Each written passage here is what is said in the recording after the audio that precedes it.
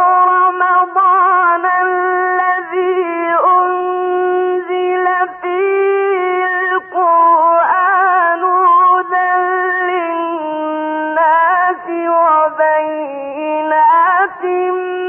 من الهدى والفرقان.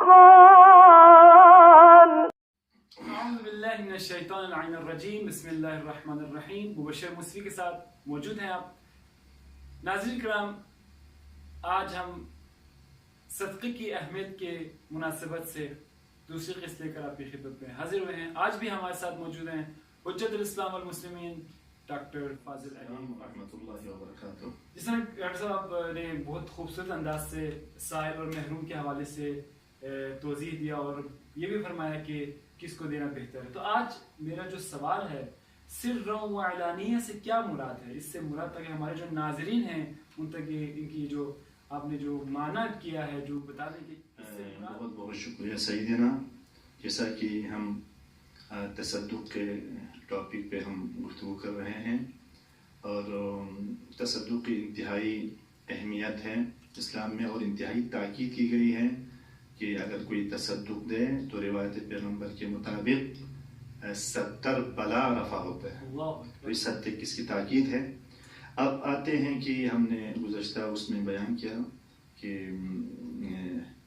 سائل کون ہے اور محروم کون ہے اور ان میں سے کس کو دینا ہے. اب آتے ہیں کہ آپ جب تصدق کرتے ہیں تو سیرت معصومین کو ہم دیکھتے ہیں تو اکثر ہمیں یہ دیکھنے کو ملتا ہے کہ مخفی طور پر مخفی طریقے سے تصدق دیا کرتے تھے، صدقہ دیتے تھے.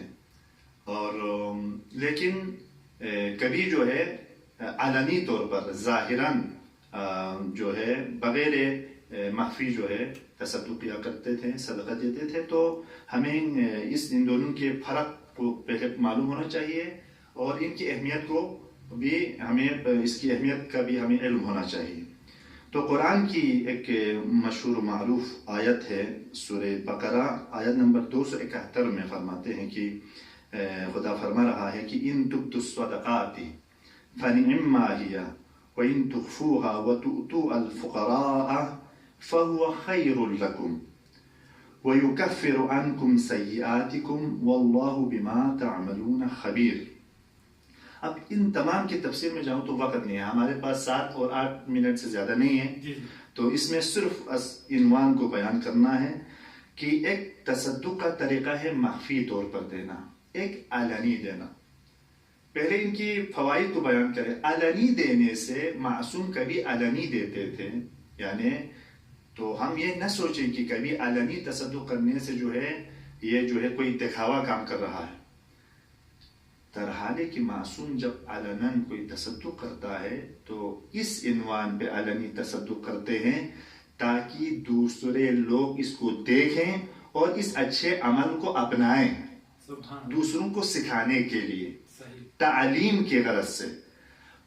پہلا مرتبہ. دوسرا مرحلہ یہ ہے کہ جب آپ علنی طور پر تصدق کرتے ہیں تو فقراء یہ احساس کر لیتے ہیں کہ اس پرآشوب دور میں، اس جامعے میں، اس وا نفسا کے دور میں کچھ ایسے الہی لوگ ہیں، خدا پسندانہ لوگ ہیں، مرد مومن ایسے لوگ بھی ہیں اس جامعے میں جو فقراء کا خیال رکھتے ہیں.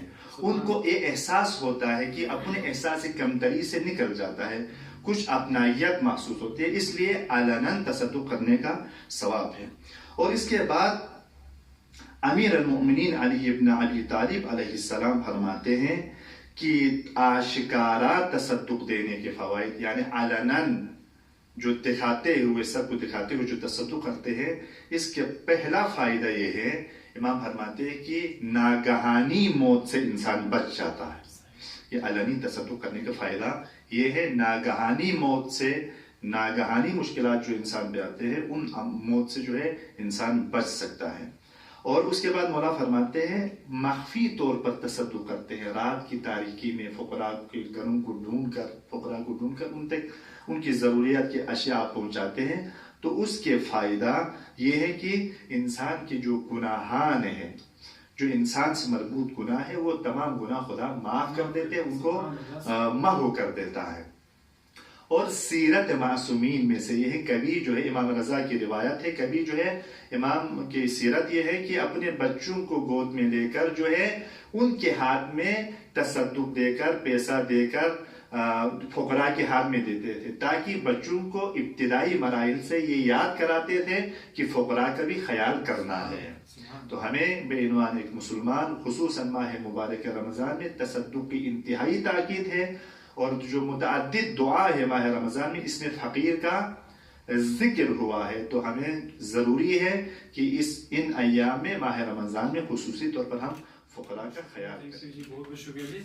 جی تو ناظرین کرام انشاءاللہ امید کرتے ہیں آپ نے پسند کیا ہوگا کس طرح سے ڈاکٹر صاحب نے بیان کیا کہ کس طرح سے جو صدقہ ہے وہ اعلانیہ طور پر دینے سے کیا فائدہ ہے, سری طور پر دینے سے کیا فائدہ ہے, یہ تمام فائدے بیان کیے. انشاءاللہ کمنٹ کیجیے گا, شیئر کیجیے گا, لائک کیجیے گا انشاءاللہ.